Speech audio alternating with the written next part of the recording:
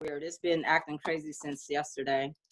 Probably connected to a whole lot of other stuff that's going on. Hi, y'all, everybody. We're still trying to go live on. Still, us TV is not working. Your TV not working? She like, my TV not working either. Y'all, this is Demetria Hester. Demetria is our friend that knocks out Nazis, y'all. Look. See, I'll just wait, pull it back in. I'll just sit right here. This is what I'm telling you. Can you turn your phone on so it has a bigger access? Okay. Please see it, but I can be slow. It is. It just needs a better connection. Okay, let me start admitting people into this. So if somebody, we're trying to get on YouTube too, and we're having issues with connecting over there. So people are probably going to be upset that we're not going to be on a YouTube channel. I don't know what to do. We got a lot. There's like 200 and something people over there. So we're just really having a hard time connecting on it. We'll just start. Just start and I'll work with this. Okay, you already turned your phone on it? So that I could go through your Wi-Fi. All right, so y'all, I just wanted to introduce you to my friend Demetria, who's on this call with us. And if you're not speaking, please put your phone on mute so that we don't pick up the stuff that's going on in your space during this call. I think it is in Portland, yeah. And I might fall offline, so if it stops and then we have to reconnect, just bear with me. Can everybody hear me okay? Yeah, I think they was asking where we was from. Okay, yeah, everybody can just go ahead and start introducing yourselves.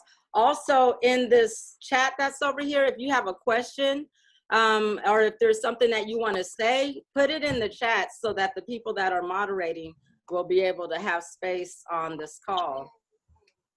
And we're just still trying to set it up on the other side. No. It's connected. So. There's gonna have to do it. Just do it. Okay. Let's do one more. Okay. You want to try it? I'll do this while you do. Okay. Hey, y'all. Okay, so Hey. I don't know how to talk while she's trying to do this in my face. So we're bringing this together, and I want this. Adela, are you recording already? I'm sorry, we're having technical. Okay. My daughter's going crazy because she can't get YouTube together. Just do the YouTube, Ty. Sorry, y'all. Real quick, pause. Let's just do the YouTube. I'm gonna pause myself, and y'all just go ahead and introduce yourselves real quick while we fix this part. Sorry about that. You want me to start? Yes, go ahead, Demetria. Okay, so we're in Portland, Oregon. My name is Demetria Hester, and I am the African-American young lady who made Jeremy Joseph Christian 3 years ago on the night that Georgia died, which was a white supremacist who was verbally and had physically attacked me that night.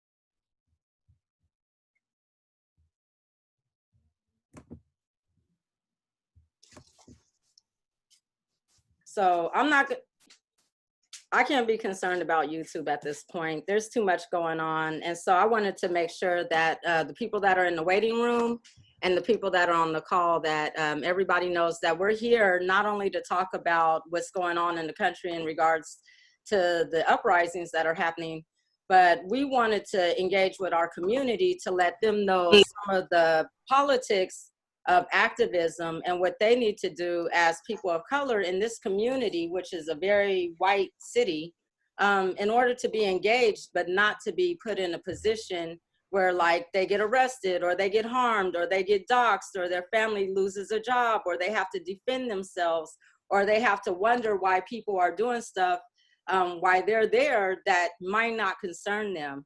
And a lot of people know me as a community organizer. And what I usually do when communities have not protested before is we usually do a little bit of nonviolent direct action training so that people understand what's happening in this space that they probably have never participated in before.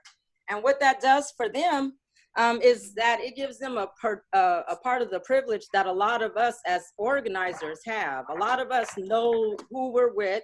We know where we're going. We know what city we're in. We know a lot of the people that we might have to deal with in regards to resistance or to communicate. But when you promote information out to the general public, they possibly have never been to a protest. And because we all know that adrenaline kind of motivates what we do, that could be harmful. And I know that as a Black organizer in the city of Portland, that I've run up against people having issues with my interest in public safety for my community. This morning and all last night, I've been getting several calls from people, families and loved ones, because their children got locked up last night. Like 13 people got arrested. And whatever was going on with that, we need to make sure that we have mutual support for people like myself that are going to be looked at as somebody that can possibly help them get legal support or jail support. So I want to make sure that everybody's that's on this call that can effectively share mutual aid realize that there is accountability for y'all to help us make sure that we can take care of each other. Another thing, if you've never been to an event like yesterday and you want to go to an event, or if you've never been to a protest and you want to organize something, one of the things that we do as organizers is the first thing is to make sure that the family is taken care of. So the families who have lost their loved one or the communities that are struggling get access to whatever resources we have first. Before we take care of ourselves, before we buy tea or anything, we make sure that their GoFundMes are funded, shared, supported, that their legal support is set up, and that organizers, live streamers, everybody on the ground has what they need in regards to not only sharing their cash apps or whatever else they need from us to make sure that because we're at home and somebody in our neighborhood didn't just get murdered and it might not be as passionate as what they're dealing with, we actually get to help them not be undermined in their efforts to receive justice by kind of complementing the effort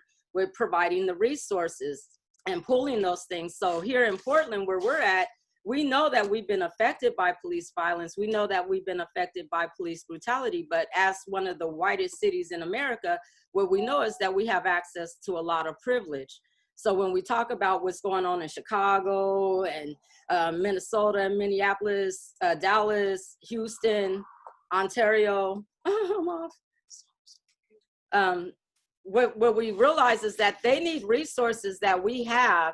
And what we should be doing with our protesting is accommodating access to those. So I just want to put that out there, that acquisition of resources for those people that are vulnerable on the grounds in those communities, make sure that what we're doing is we're seeding resources to them, because what I've seen and what I know as an activist is that sometimes we get in competition with other people that want to support us. And what people will do is they will take on getting that PayPal or Venmo or Cash App so that they can come down and provide a body for us. But they don't realize we're already at a disadvantage. We're literally there because someone we care about got murdered, and your allyship or your comradeship shouldn't be a burden that we have to afford the cost for. Like it hurts to know that people get to go home with rest and stuff like that. This is So like please be mindful of those type of situations, because what I can tell you right now is, like, I live downtown, you can hear the helicopters. It's not done. Like, I think literally everything is beginning. So we need to be mindful that if we want people to continue showing up and we don't want people to feel exploited, that we need to make sure that what knowledge we have of organizing, that we use that knowledge to help people become a partner in the organizing, and that we don't put them in risk. The reason that I wanted Demetria on the call today is because one of the biggest things that we know in our community that we're faced with is white supremacy. And a lot of activists and community organizers, they don't realize how little our community, the Black community, communities affected by white supremacy, actually know about white supremacy. Like, you don't know how little we actually have in regards to information about what these groups look like and how they participate. So sometimes when we all come together, we might see y'all and think that you guys might be part of their organization. Y'all might see us and think that we're a threat because we're paying attention to what's happening to you. So again, being mindful that when we're organizing is very important for us if we're working with vulnerable communities, to be organized around making sure that they are communicated with in regards to what's happening. One of the things that I was telling people the other day, because they were like, I saw people on Facebook posting things that people were doing and was like, this is not what we came down for. In our protests, what we tell people to do is to stay together, stay tight, and we keep moving. Like, we're moving forward. Our protest is moving forward. We already know that there's going to be other people that join the protest, and they might have other things going on. I don't know what their passion is or what their feelings are, but I don't want to have to mediate their protest while there are hundreds of people. And I don't think anybody that's organizing it, a protest or an organized event, wants people to be harmed in it. So what we have to do again is make sure that we give directions to people that are participating, let them know why it's important to keep going, and let them be comforted by other people that you're communicating with, that whatever they might see on the sidelines, that literally has nothing to do with them. And they shouldn't be encouraged to participate, and they shouldn't have to worry about they see it. One of the things I got to tell you is that as a Black woman, when I leave the house, if somebody looks at me, I feel like I did something wrong, because we've been living in trauma and terror. So when we see that, we're not trying to knock down what you're trying to do in defense of our efforts or what you're trying to do in defense of your own ability to protest. But what we need you to do is to be mindful that we are afraid for our lives. That the police officer that might see you doing something might come over and grab my child instead of you, right? Because they might already have some kind of bias that we're literally out there because we know it. And those people that are out there, they don't know it. And when they see that we have privilege because we have knowledge of how to protest, some people might want to participate in that, and they might not realize the dynamics around what that participation is. So we have to be mindful. I'm not saying stop what you're doing so that you can take care of people, but if you're standing up for Black lives and Black people are showing up, whatever directives you have set, those directives have got to evolve so that you're supporting those people that are there and whatever energy they want to promote, pursue, or deal with in regards to dealing with their trauma and being supported and feeling like they got solidarity with people. I'm just saying this because we have to be very mindful that people do want to continue participating. We're looking at a global uprising, and we have to be the ones on the front end taking care of that. Mute. Okay, so I'm gonna go ahead and let Demetria. I wanted Demetria to be my co-host on this because Demetria has a very important story to tell. And I think a lot of us have forgot about why a lot of us in our community are feeling outraged, and also just like y'all need to share in this outrage. I don't hear enough people talking about Jeremy Christian and what he did. We just passed the anniversary, the 3rd year anniversary of the mass stabbings. I didn't see nothing about it in any of our social networks, and there are families and community members that are still being terrorized because they literally just convicted this dude before this COVID. So I'm sorry, go ahead, Demetria. This is Demetria Hester. She is our community queen. You good. It's the truth though. Every day we as African-American women wake up and we have to deal with so much hate for no reason at all and still live our lives, smile, and make it home safely. And to have to deal with hate so much and still be sane, it's a struggle. Because at what point in time do you feel like enough is enough? So you mean to tell me Martin Luther King have marched for the same thing, we're marching for the same thing, and nothing is still done? It's getting worse. Plus we have a president that's condoning it, that's insinuating to be violence, and that's what we need, and it's black against white. But our whole country is built on looting, taking, hate, and they created it. But yet they want us to believe that we created it and that we're acting inhuman when they are acting inhuman. How do you feel like you are superior to anyone? We're all human beings, and that's point blank. But we have this white supremacy who thinks that they're over everyone else. They're superior. They sit in the White House, judges, politicians. It's generational.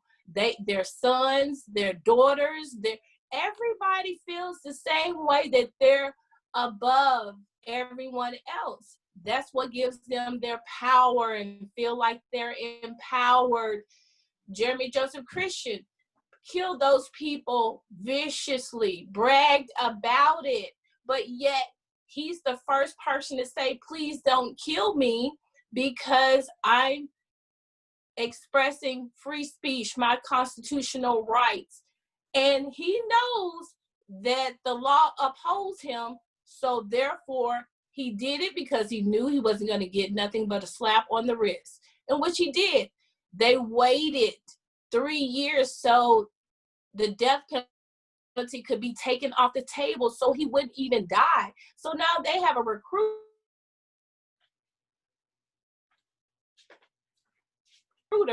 in jail instead of death, because that's what he deserved. That's what he gave, was 2 people dying, and would have gave a third and some more because he threatened more people as he was walking with the knife.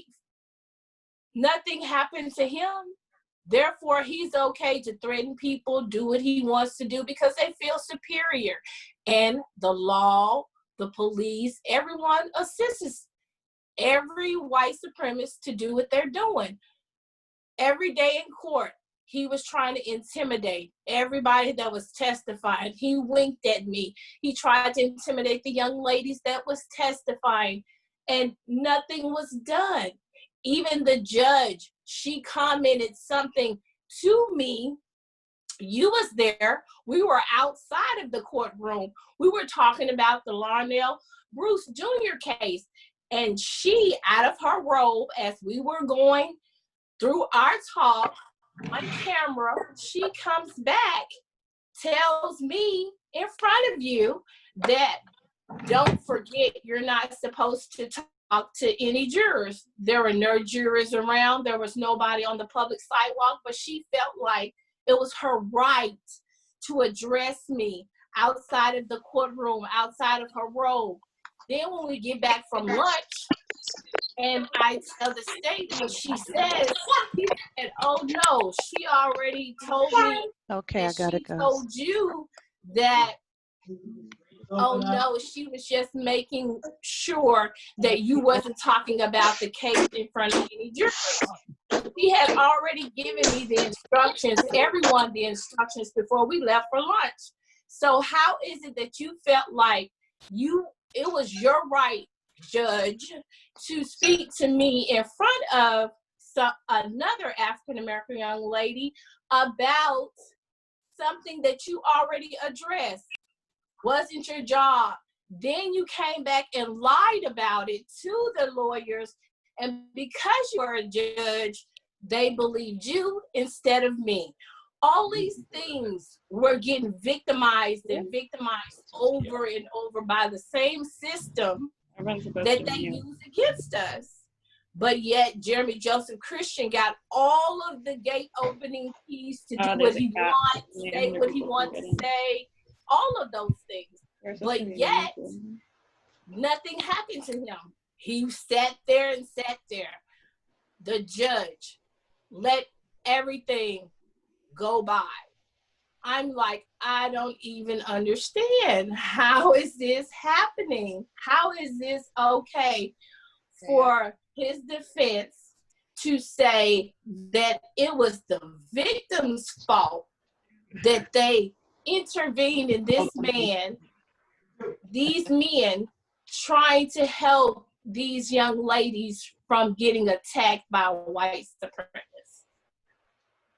In every aspect, they feel like we deserve anything we get because you're not supposed to rebel against us. We're superior. That's what they're taught. That's what they're bred. They're continuing that cycle. And it's so sad to see that it's just amazing how it's 2020 and we're still dealing with the same things that was even before MLK, you know, getting hung. I'm originally from Memphis, Tennessee, where I know about all of the police, the brutality that happens on a daily basis. You can name anyone in Memphis, if you're a young man or a young woman or older, you've been addressed by the police wrongfully. And that's what this is about. The police using their authority to abuse us and kill us. And it's been done so long. We've tried to protest in so many ways. Every way is not acceptable. And then when we fight back, you want to put dogs on us, you want to water hose us, you want to tear gas us, because we're fighting to have human rights that we should have anyway. But because we've been fighting so long and they've convinced us that it's getting better, people are so silent about it. It's not time to be silent about it. This is why they're like they are. They've made the system, the justice system is all of that. The justice system is made up to let them get away with the things they've been get away with. But if we're on the chopping block for those same things, we're going to be penalized to the fullest because they know we can't afford lawyers. They know they can. They know they made the system for them and they didn't make it for us. So we're not winning nowhere around there. Exactly. Demetria, how do you feel about what's happening right now with the protests? Because I know when you moved to Portland from Memphis, you never thought that you would experience white supremacists. You had told me you moved here to get away from racism, right? Right, right. Because down there, racism, you know, we're taught, you know, what side of the tracks to be on, or when white people come, you know, go the other way because you don't know what they're going to do because they're evil. We're taught that is how white people are. And when you don't interact with white people and they assume that you are inhuman, when they interact with you, they treat you that way. So how can you feel like a person that treats you inhuman, it isn't evil? So it's like at least you knew that the white people felt like that, so you didn't want to be around them. You tried to avoid them. Therefore, the interactions was very minimum. But here, they'll just straight up lie like they, you know, like you, and it's all about we're tolerating you. Yeah, we like you only if you're doing something we like. If you're playing football, basketball, if you're a celebrity, you're making money and you're famous, we like you. But if you're rebelling against the system, we don't. So it's just like, wow, so you have a two-headed system that everyone knows about, even the mayor, you know, even Congress people. You're just like, wow, and they're not ashamed to say it. And you know, that's what's crazy about it, is that they'll say it in the white supremacist terms where everybody like, okay, but those kind of terms of this is mega night, those are white supremacists. Okay, all of you mega people that came out with the AK-47s and the launchers and all of that, yes, come on, let's go. Tonight is the night. So you encouraging people to open fire and send dogs and hoses on people that's protesting about a wrongful death, police brutality that's been happening for centuries. That's who made the police was the Ku Klux Klan. So you're telling me that we're supposed to have a faith in a system that's not made for us, the police that's made for to kill us and harm us, and you want us to still believe that you're for us? See. Really? And Really? I wanted to say something about that, because what we don't get to tell our allies a lot of times, and what we don't get to tell the general public, is that when people ignore us, when we say that there are problems happening, it's not enough to just find somebody that's not going to complain about something. Because what I've learned as somebody who, like my nephew got murdered, right? And when I first became active because of his death, people were like, well, what's going on that's good? You know, like people would condescend me and say, well, I know that you think so many things are wrong, but what could be better? What do you think should be done? You know, they would ask me these questions, but I wasn't working at the county. I wasn't working at the city. I wasn't working for the state. I wasn't working for any of these agencies. And so what I would feel is burdened with trying to figure out how to communicate to them in a way that they would respect. And that's a lot to jump through, because half the time what I'm learning now, 10 years after his death, is that people don't know how to communicate with each other anyway. So even my expectation of being able to articulate to someone who's asking me, what can I do for you, when they're in the position to tell me what they should be doing, all of that is out of order. And I think that is all set up again with the hamster wheel situation, where we find ourselves looking for support, looking for allies, looking for comrades, looking for access to these social services and these resources, but nothing is really set up to accommodate what we really need. It seems like we're just being pushed through a process where we can literally see that it's collecting revenue for mitigating us, or referring us, or advising us, or bringing us into a system, but it's not really happening. So when I heard a lot of the things that you were going through, and I know that in my activism, I'm always, knocked to the side for saying, hey, the NAACP doesn't support us, or the Urban League isn't always on the front line with us. When I say things, people don't really understand what that looks like. But what I wanted to do now, because we know that right now there's so much evidence that no one had questions about the things that were happening in our communities. We've had over $300 million, over millions of dollars, hundreds of millions of dollars coming in our communities for our issue, as far as they want to fight gun violence, they want to fight crime. They have all these different issues with us living in poverty and being people of color or Black people. And so they found all these opportunities to provide resources for the problems, the at-risk people, the marginalized people, disadvantaged people. And so what I'm thinking is that because right now people are responding to stimulus, mutual aid, community building, what we need to do is be mindful that until we divest from that system, that is not going to support us. And so one of the things that I wanted to do as a call to action on this call was get everybody on the same page, that if you're seeing things from agencies and communities, and you're a part of the communities, and you know that the organizations don't provide the services, even if it's the police, or if it's the health department, or if it's the city, stop utilizing their services, stop sharing their information, stop showing up for their events, because they're literally getting funding based on the issues that you're dealing with.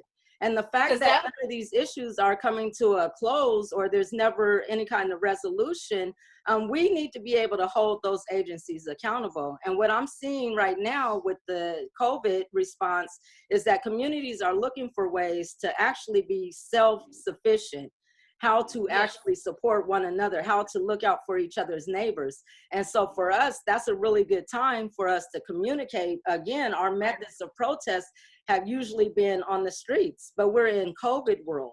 And we know that even coming together like we did, or like people did yesterday, because of course I was asleep, that could cause a problem with our health. So looking and moving forward, we have to figure out, how do we actually incorporate what we want to do to see change and actual manifest? How do we start becoming the person that's picking up the prescriptions for the person that's in our community that's housed in and can't be going 3 buses to one store? Who's going to be the person that helps somebody get back and forth to the laundry room? Like, we literally need to be mindful about building that type of situation in our communities. And then as these stimulus dollars come in, as CARE Act money comes in, as response dollars come into communities, those frontline community members that are doing that actual work actually are going to be on the front line of receiving those resources, rather than those resources being redirected into systems that literally do not serve us. Like Right. the fact that there was an event yesterday, like the event that they had at City Hall. One of the things that a problem that I had with that was that in 2014, after the murder of Mike Brown, a lot of agencies came together. They had a protest. They did a rally at the Justice Center in partnership with the city of Portland.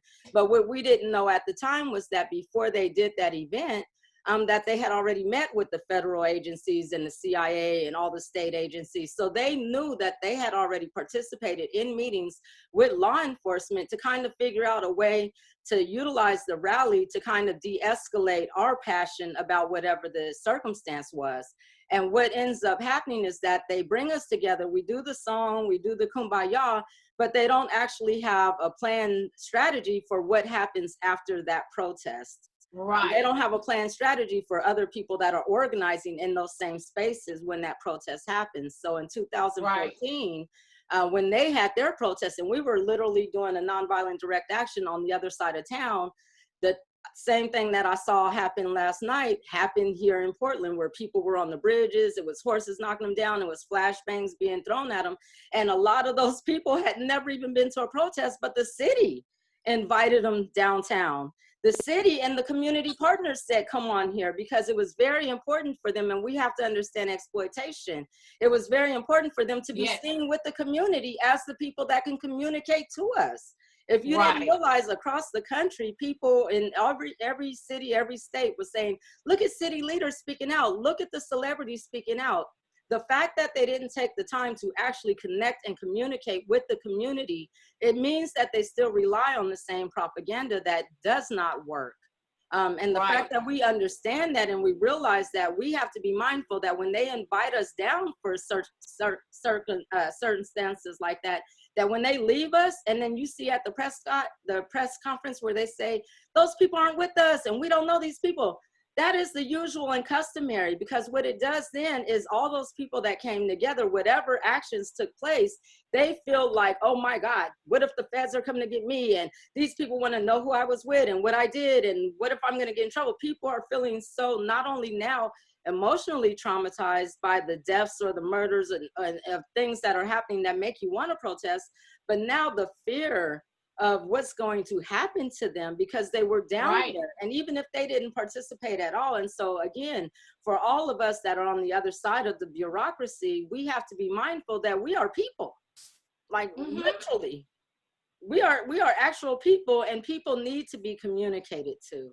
And so again, that's why it was important for us to do this. I'm hoping that Amaya can get on the call, because I had Amaya and also Aria that wanted to come on, because Amaya is the person who made the picture for us of George Floyd. And I wanted her to talk about, from a youth standpoint, how it felt to see what she felt transpired across the country last night. But what were you going to say, Demetria? It's just a simple fact of all the agencies that insist on marching and saying that they're going to help and they support you, they're lying. And it's all, like you said, for publicity. And it's just like, why are you trying to exploit me when this is something that needs to be handled? No one, not one Black agency helped us, or the victims. You can talk to any victim that was in relations to anything that happened on the Max, the people who saw it, the trauma that they had. No agency was helping us to heal. And it's so crazy, because you just like, you're promoting that you're going to help, that you're here to help. But when it's time for me to have help financially to move for my safety, or for security for the young ladies that, was experiencing death threats behind these men dying for their safety, I mean, we're not getting the same treatment. We're not feeling secure. We're not feeling safe. And even when the police officer who responded to my incident, when he took the stand and admitted that he did not mark the hate crime box after he heard me tell him that this man was ranting and raving hate speech, and the two TriMet supervisors, he still marked the misdemeanor box, and nothing was done. How he treated me like the assailant, nothing was done. He got up and said that he felt like, hey, yeah, did you treat Miss Hester with respect? Yes, I did. Did you ask me, did I need anything? Did you ask me, sit down? My eye is bleeding. Someone just assaulted me, but yet you have no comfort. You're asking me for my ID. You watching him as we watch him wash out his eye. All of these things from the police, the same people that's supposed to protect me from him doing that to me. You gave him the pass to walk away. We watched him walk away. All these agencies, all these people, TriMet, the police, they're not serving us any purpose, but they're getting paid. None of the victims feel like they have anything near closure, because this has been 3 years still, and we still have to wait to the 17th for sentencing. And by the way, that sentencing, seems to be in the favor of the white supremacist. He's going to get the lesser of the charge, in which he should get, death. I just commend all of the jurors that did the right thing, because it was a unanimous vote. And for them to get up there, his lawyers, and try to use his childhood, his parents, his father, all of the fact that he's living at home 35 plus years with comic books was the reason why this rant went on. Yeah. His parents kicked him out. So he felt like, okay, since you're kicking me out, I don't have nowhere to go. I am going to be on this rant until someone catches me. And you're just like, wow. Then they tried to introduce that he was doing weed and he was drinking. Wow. So he's just breaking the law all the way around, but you still detain him with the knife in his hand, and he had murdered 2 people. And one of the things that got me is during the trial, how the officer said that he knew him, and he knew him to be a white supremacist, but in his report, he didn't even list that. It had a space for them to list, was he a gang member or was he a biased crime? And he didn't use either one of those. And not only that, but the first lady responding officer to the TriMet incident, she got on stand and said that they received a phone call to use non-deadly force on a man who has assaulted a lady the day before and stabbed 3 people. So tell me that is not white supremacist privilege right there. You killed 3 people. You stabbed a 3rd person and wanted him to die, but he didn't. And you assaulted myself while you were verbally assaulting 2 young ladies, children. And they told the officers to use non-deadly force. And no one has a problem with that. How is that not a problem? You mean to tell me if a black man wielding a knife that stabbed 2 people, 3 people, killed 2, assaulted someone the day before, and y'all knew all of this as being that person, you mean to tell me he would have lived? No, ma'am. No, ma'am. They killed while he was on his knees, and they were using that. I mean, you know what I'm saying? Like they knew him too. They knew Quantas. And that's the whole point, is that when they know you and you're black, you're automatically seen as a threat. But when they know you and you're white, you're using non-deadly force. And how is that possible when the man 19 years ago robbed a convenience store and said it was the Vietnamese or the man's fault that he robbed his store. He blamed the victims, just like he's blaming the victims in the stabbing and in my incident. He blames us because he has the right to say what he want to say, and you don't have the right to respond or say anything to him. And if you do, he's going to retaliate in violence, and you shouldn't do anything but take it. Yeah. But see, he was so shocked that I fought back. And that's why he always has something to say. Every time I go to court, every time I see him, he has something to say, and the judge allows it. She does nothing about it, and she knows it. And that's what's the point about, they have their people on their side. They have their judges, like I said, politicians. They have them all on their side, and they know that. They know exactly what they're doing because the law is made for them. And if it slipped through the law and they go to court, they have their people in place, so they won't get the maximum like we would. Of course not, because they're going to throw all the technicalities in there. They're going to throw all the things that Jeremy Joseph Christian lawyers did. This went on for 3 years. We went in front of the judge. Every person that has been affected went in front of the judge asking her to go ahead and have this last June. But no, she did not know, because Jeremy Joseph Christian lawyers got up there and said, we've been so busy that we need more time to get information done, this done, that done. And she agreed, and the state agreed also. So And tell me how. And what's so bad about that is that they had the evidence that not only was this wasn't something where he just got on the train after attacking you the night before and then got triggered by seeing some black girls. He literally had web browser history where he was looking up how much time he could spend if he killed people that day, right?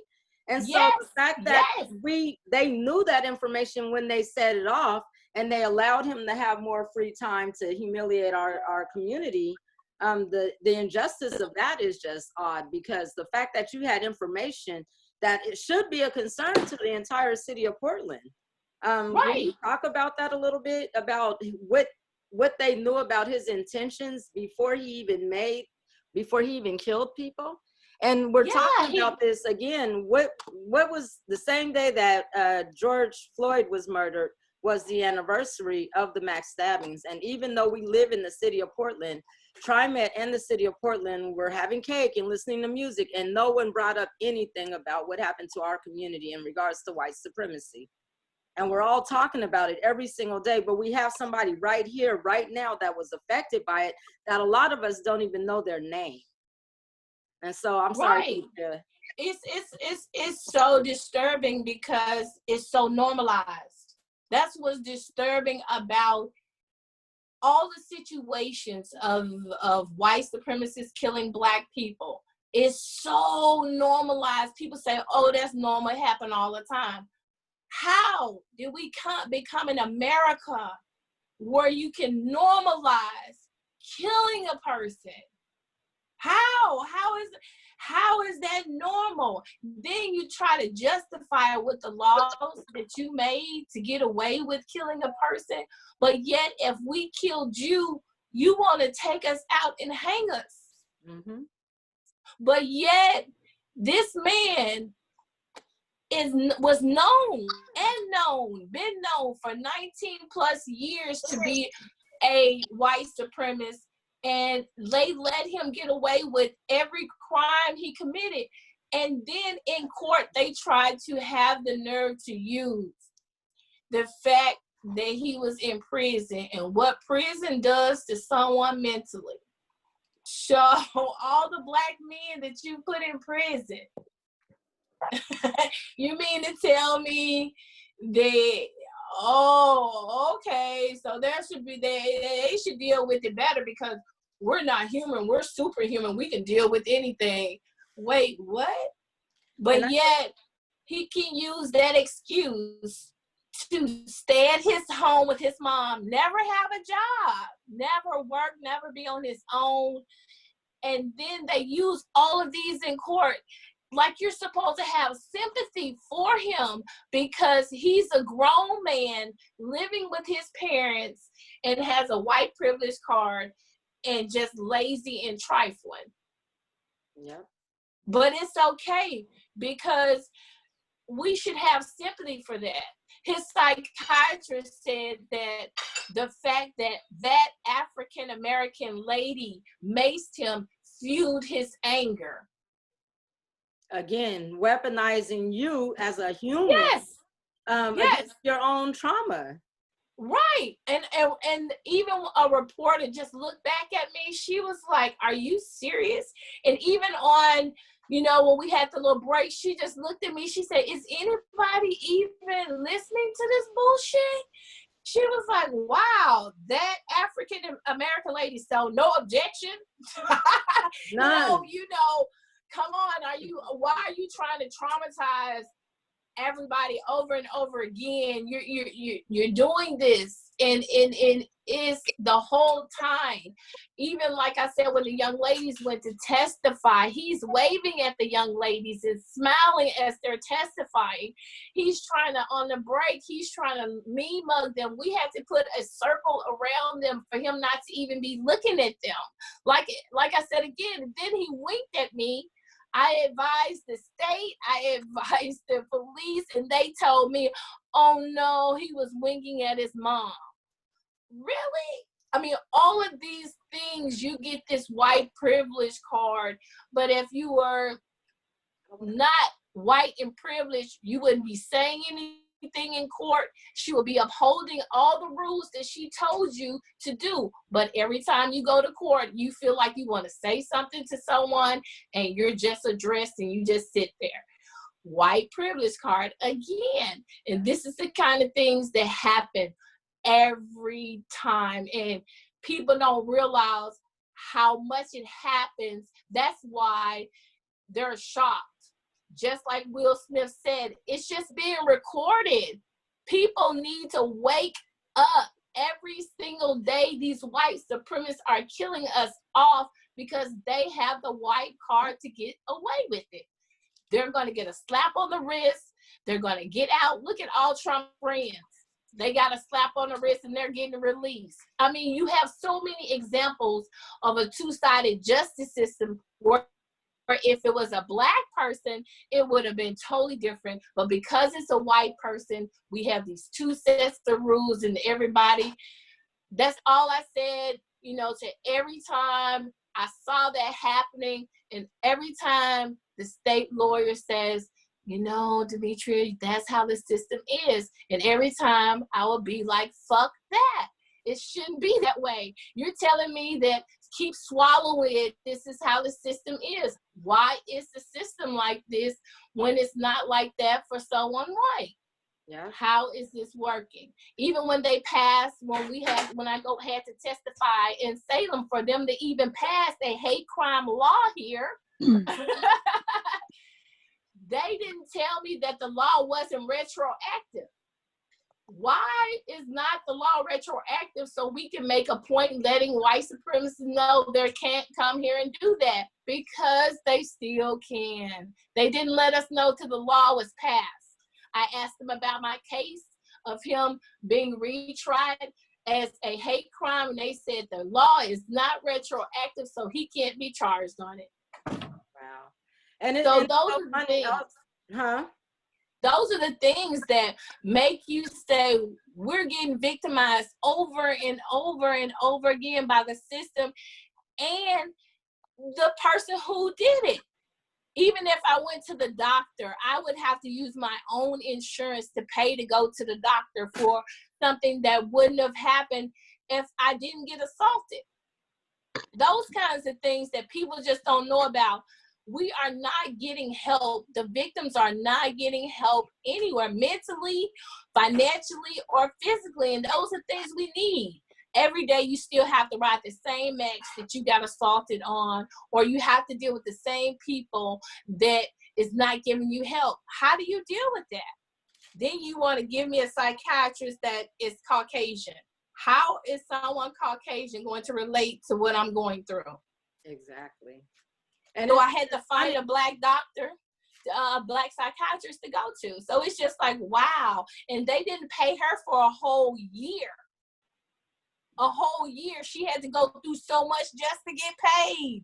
I was watching, like, So even when we were, even when we did the trial for Larnell Bruce after the white supremacist Russell Cordier and Carleen Hunt killed him, during that whole trial, they were, I mean, the way they treat y'all as the families that have been harmed, as the people that have been harmed, that's helping them prosecute somebody, it's like a burden to have to be there. Yes. You can tell, like, the entire court feels burdened. The officers that are supposed to be in there to protect you from white supremacists seem to be burdened. But not the YouTube thing. Hey, y'all, can y'all mute y'all things? Everybody just seems like that.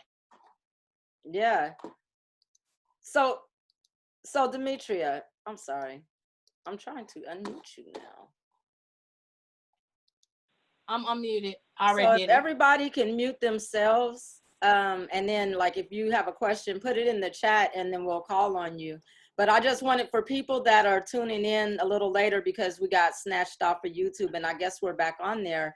The speaker that I have on here with us today is Demetria Hester, because I wanted to remind everybody that on the same day that America started protesting, it was also the 3rd anniversary of the hate crimes that happened on our MAX train here in Portland. And Demetria is one of the reasons that the families were even able to convict Jeremy Christian of the hate crime, because he had assaulted her the night before. Now, again, had the police investigated him instead of her and, you know, dealt with him instead of her, he might not have killed those people the next day, but they allowed him to leave and they kept her there for 2 hours as they interrogated her and investigated her for being assaulted by him on the MAX. And one of the things that kind of really struck me, and while we're here on the phone and talking about allyship, comradeship, and all the other stuff, is that you were right there at the Moda Center and there were people outside. There were people on the train that witnessed what you were going through, and people that were standing there. And at one point, didn't a TriMet person that was supposed to go and check on you, like, literally run past you to get on the train? Can you talk to us about the feeling of being on that train and not even have anybody responding? Like, I had to intervention after all this happened, but I wasn't in that position, so I can't even imagine that trauma. Right. Okay. So the first thing to set the, you know, stage of the tone of what was going on, it's 10:30 at night. I'm a cook. I worked a 10-hour shift, 10 to 12-hour shift. So I'm ready to go home. My phone done died. I'm just trying to make it because I have to ride. I had to ride 2 trains plus a taxi to my house. So I'm like, okay, I'm exhausted anyway because of the fact that you worked a 10 to 12-hour day and you're trying to get some peace on the time that you're riding home. I'm just trying to get from A to B. So for the rant that he went on for 3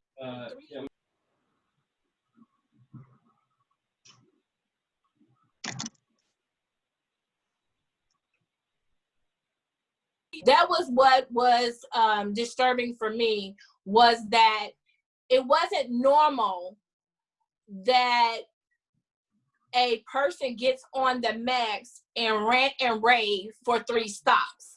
Normally, the conductor stops the train, call the police until the situation is stay where they are, until the situation is handled and the police are there. But I couldn't understand why the conductor was letting it go on, because I was sitting right directly behind the conductor and knocking on the door. So if I could hear him, the foul, threatening to kill, rape, you know, everything you can name, if I could hear it, I know the conductor could hear it. Plus I was knocking on the door. I did not receive any response from the conductor.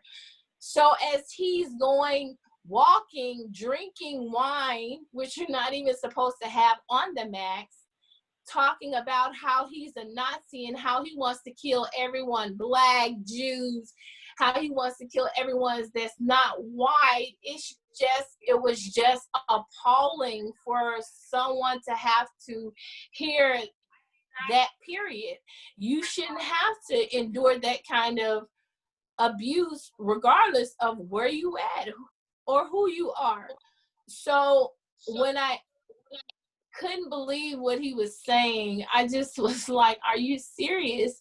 And the first thing I thought about, because I carry weapons with me, I'm from Memphis, Tennessee. So the first thing I really thought about was, if I use deadly force on this white man as a Black woman, I would never get out of jail if I killed him. Never. Because they would make up. They would have kept the death penalty. Even though he threatened my life, even though I have the right to use excessive force, I would have never got out of jail. And that's mostly what I was thinking about. What was I going to do in this situation? Because I knew that he was going to attack me by the way he was threatening me to physically harm me, period, for even responding to telling him that no one wanted to hear that, and we didn't have the right, he didn't have the right to say those things to us, period. And he didn't know how to take the fact that, no, I'm not gonna sit there and listen. So he threatens to kill me, threatened to rape me, and he said, you're finna get it now, bitch, as we rolled up to the motor center. And I had to get off because I had to have a connecting train. I had, like I said, I had to ride 2 trains. And I was working 2 jobs. My first job was where I got on at, but my second job was actually at the motor center. So I got assaulted right outside of my job at 10:30 at night. And yes, the conductors, not the conductors, but the TriMet supervisors walked past me, and he even threatened one of them. And they heard him threatening me. And so therefore, he asked them after, okay, I got off the train, and as he threw the bottle to my eye filled with liquor like a baseball, I maced him. And when I maced him, he ran off. He asked the TriMet supervisor, did he want any of it? And went to the water fountain adjacent to the rose quarter and was washing out his eye. I had to go that way to get my second train. So with my eye bleeding and no one around but those 2 TriMet officers, it was just myself. And so I'm walking over there and wiping my eye in disbelief of everything that just happened, while I'm watching him out of my other eye wash his eye out like he's coming for me for a second time. Then 10 minutes later, the 2 TriMet officers come over and say, the police finally came, and would you like to speak to them? And they said, we witnessed everything that happened, and he even threatened me. And when the police came, he asked me for my ID while my eye is bleeding, and asked me if I knew the person. I said no. He said he might think he know who he is because we've had problems with him before. Then he said, when I pointed him out and the 2 TriMet supervisors pointed him out, he said, no, I asked him, and he said he didn't have anything to do with it. So I was so confused about, when did you ask him? Because we haven't seen you but when you walked up. So when he testified in court, he said that before he got out of his vehicle, he rolled up and rolled down his window and asked everybody on the sidewalk where Jeremy Joseph Christian was, did anybody have anything to do with any incident of Mason on the Max? That was his asking him if he did it, and he didn't respond. So he left and came and started talking to me. So you're telling me you taking a word that nobody even responded and said anything and said that that was your way of asking, did anybody have anything to do with it? So it's just those things. And then we watched him walk away. You pursue him after your second person come. And I asked him, I said, why you're not pursuing him? He said, because I can't pursue him alone, because he might get my gun, my mace, and the stuff I had with me. I need my partner. And you even asked him, why don't you call backup or what's going on? Did he give you some excuse that he was the only officer in a whole like 5-mile radius or something? That's what came out in court. That's how they set it up in court. They were like, when he first came on, he was like, well, we were already short officers. So that's how they set up in court, how they defend themselves about not following the procedures. Because since when in the Lloyd district you have one police officer at 10:30 on a Friday night? Are you serious right now? Area. Because I've In seen that whole people get stopped with 3-4 cars stopping one car. So you got somebody that literally ComRade called, said had attacked somebody, and literally you knew him to be a white supremacist, saw him, asked him if he had anything to do with it, and then ignored you as you said that dude over there that you know, like the blatant disrespect in regards to our humanity, and the fact that you have people like Ted Wheeler again right now putting more money into the police budget. If at the same time we can't even call the police for support, if we can't get safety response from TriMet, if we're not able to go to our agencies, like some of the agencies that you had to go with after the fact that this happened to get support, what should we be doing? Right. You know, I mean, it's crazy. It's so crazy because you're asking for support. But why should we have to ask for support when you know what's going on in our community? You know that they are killing us, that you're opening the door for white supremacists to kill us. They're all on your team. All these people are on the police force. How do you think they get all this information? We're not giving it to them. Exactly. It's not that you can look it up.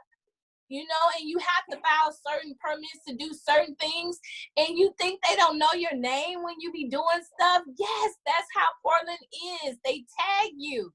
Then they give out your information because he asked me for my ID, and I refused to give it to him. I said, what are you going to do? Tell your buddies that y'all going to be patrolling my house and look at, no, y'all ain't finna know who I am to come and be terrorizing me, because that's what y'all are known to do. And I know y'all do that. And they try to act like, no, we're here to protect. No, you're not. Even when I was going to court, and I even told them about him and how he was doing, Jeremy Joseph Christian, what he was saying, and they were seeing it. They wasn't doing anything. I had to actually call the state and request that he be even handcuffed after he lunged at me in court. I remember one time going into court and he had the yellow "do not tread on me" flag sitting right there on the table between him and his lawyers in the courtroom, and was smirking. And it's funny because when I went into the courtroom with you, it was like y'all was on punishment, like y'all better behave, but he could literally have carte blanche to do whatever he wanted to do in regards to making people feel humiliated or uncomfortable. Right, because how you gonna let him wave at the young ladies and smirk when they said, well, point out who did it to you, and he's all, and then winking at me and stuff like that. You're letting him intimidate these young ladies, trying to anyway. It didn't happen because we strong and we was there to represent. It never happened, but the point of him trying to do it, and they let him. You know what I'm saying? And they're not saying anything, like I was saying about when the judge spoke to me in front of you. She had already gave us the instructions not to speak to any jurors, but yet she felt it was her right and her need to address me outside of the courtroom, because I have been there the whole entire time to see what kind of fuckery that they're doing, and she's mad about it. She's so mad about it because I called him out when I asked the lawyers about the hate crime and was he going to be persecuted, you know, for my crime as a hate crime, and they told me no because the law wasn't retroactive. I said that's bullshit. I called out the judge, the system, and the state because you didn't let no one know that. Why would that even be in the bill? Why it's not proactive? Because we need to set the tone. We're not setting the tone that hate crimes will not be allowed here. It's still accepted. And I wanted to ask you, so when this happened, let's say a lot of people, I just asked people in the chat that if you've ever heard of Demetria Hester, if you'll use the reaction thing to like do a thumb up. If you Right. saw a thumb up. If you've heard of Demetria Hester, give me a thumbs up. That's a shame. Like that's a shame, because this is somebody that Zito said that he's heard of you. Andrew has, Norina has, right on. And the shame is that a known white supremacist, Jeremy Christian, literally attacked this woman the night before he killed people on the max. And our lives matter so less. We can put so much money into the policing. We can put so much money into TriMet. But guess what? The fact that a lot of vulnerable people in this community don't know that the white supremacists actually attacked a woman. We don't even know who the woman is. We don't even know the circumstances around her. How do you prepare to be safe in a world that doesn't even care that you can be harmed by somebody in your own city, in your own community? Like the fact that we're not even equipped with the information about what happened to you. In my opinion, one of the reasons that I asked you to be on this program is because it was important for me that while we're all talking about white supremacy and racism and all that institutional stuff, that we realize that all of the institutional things that we're talking about played out during the time that, from the time that you got attacked to the time that people showed up for you, to the time that you went through the system, to the governor and everything else, and everyone still treated you as if you were a suspect, as if what happened to you had to be legitimized because of their involvement, not the fact that it actually happened to you. And then for all of us not even knowing that there's white supremacists out there attacking people, you know, one of the big things that's happening in the country right now is that people are starting to realize what Black Americans have been saying for generations, from back in the lynching. Generations. Those drive-bys and that Black on Black crime that does not get investigated in our communities, that does not get investigated. Like, we know how many numbers of people you are saying are shooting people in our communities, but you're not investigating the crimes. So the fact that these crimes are going uninvestigated, and there's so much bias and racism, and there's so much of a partnership with patriotism and racism. Yep. How do we know? I mean, right now in Chicago and everywhere else around the country, they're like, wait a minute, we are not shooting at this rate. This is what we've been telling you since our grandparents were young, that y'all have free access to come in our communities and to harm us. And even if we do call the police or contact somebody or try to organize, we are the suspects. Your case is very clear in what that means to people. It doesn't just affect the people that are being harmed by the trauma and the terrorism, but it also affects the entire society because we're not mindful of it. Let's say it's your child that's doing this type of stuff. Like Jeremy's mom, the fact that she knew who he was, but there wasn't any kind of competent how's it going? in our city to address white supremacists. You got all these agencies that address gang violence and yeah, sure.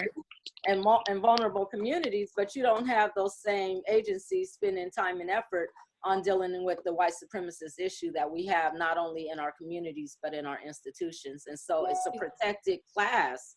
That it is. It's protected, and it's been protected, and nobody is doing anything about it. And that's why we need to break this system down. We need to start from the head down. You need to break all of this up, from the president on down to everybody that's not angry and outraged by what they saw on TV need to go. If you're not responding about this hate that we're getting every day for no reason, you need to step down and let someone who's compassionate, who knows what we're going through, that we need change, or it's going to be trouble. You can't tell someone, here's change, here's coming change, here's coming change, and it never happens. All it's doing is getting worse. We're not stupid. We're not dumb. We see that it's getting worse. We see that we have a president that's feeding into it. We have politicians that just got elected that's feeding into it. I mean, it runs deep. And Yeah. so the only way to do is to break this up. And breaking this up needs to happen now. And like everyone knows, the way is financial. You hit these people in this pocket. When we learn as a community that we can live below our means, save and invest.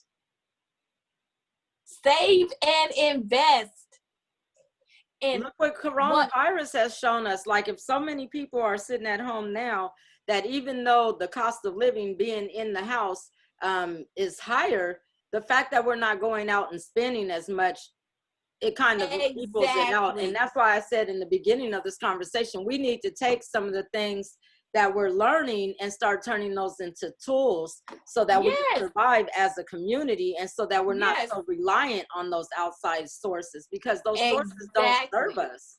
Right, and they're not built to serve us. That's why we need to come back as a community. We've been taught by society that, hey, you need the latest this, you need the latest that, you need this, that, and the other.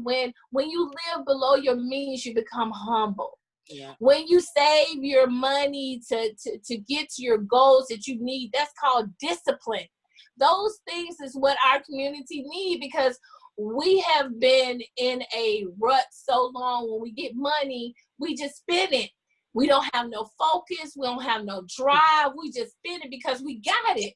But when you have it, you have to think about what you want to do with this money, because we can put it back in the community, or we can use it for something else. What do you really want to do with your money? Do you really want to give back to the community? Because it can happen. But me, I told you, I've always thought, and this has been my whole thought the whole time, is that us as people that think alike, it doesn't matter if you're African American, brown, white, it doesn't matter. If you think like we all are, and tired of the hate and tired of what's going on in the United States, yes, I'm moving to Africa. We all could build up our own country. We just think about when we do the blackout of not buying anything on the 7th of July. Yes. Watch how much money that we possess. And if we took our money and moved all to Africa, how much do you think people would pay to come over there and see us? We'll be giving back to Africa, not America. Why are we giving back to a country that hates us?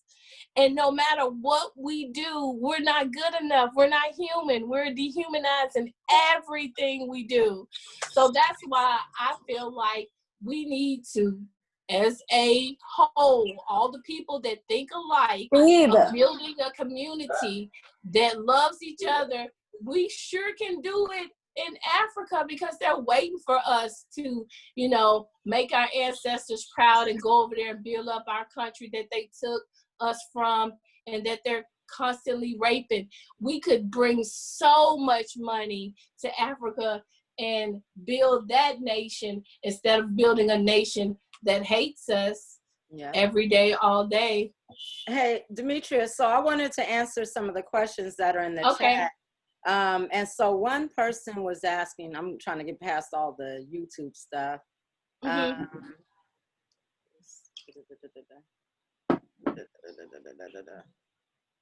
Okay, boom, boom, boom, done. All right. There's a lot. Demetria, will you share your Venmo, PayPal in the chat, please? And please, y'all, share it, because this is literally outside of the initial press conference, And at the trial, this is the only time that Demetria has had a platform to share her voice. And I believe, again, she's dealing with the trauma and the anniversary of that trauma coming off of a couple of weeks ago, getting him convicted. And when we're all dealing with everything that's happening across the country, our community is so disaffected about what's happening here that we don't even know that the families of Talesian and Ricky are dealing with it, their kids are dealing with it, and our other victim survivors, including all the witnesses there. And so we have to make this platform available. I'm going to ask, not only do you put your PayPal in the chat, but when we're all done, can people please make a message to honor the people in our community that have lost their lives to the white supremacists and the white supremacy ideology that we're still dealing with, because channeling that to honor those people gives us affirmation that you're looking out for the people that are still here. Right. And we literally need people to be looking out for each other. Otherwise, we're not going to handle things the way that they need to be handled for our children to inherit something besides chaos and trauma. So make sure you put that in there, Demetria. And then also, someone was saying that they didn't hear about Jeremy's court proceedings until after they started, and they should have known way before that. And he literally, what day was it that he got prosecuted, Demetria? I think they went back on the 17th of January was the day I think trial started and But everything. He was prosecuted like in March, right? Right, that was like a week right before COVID or something. I don't know. Yes.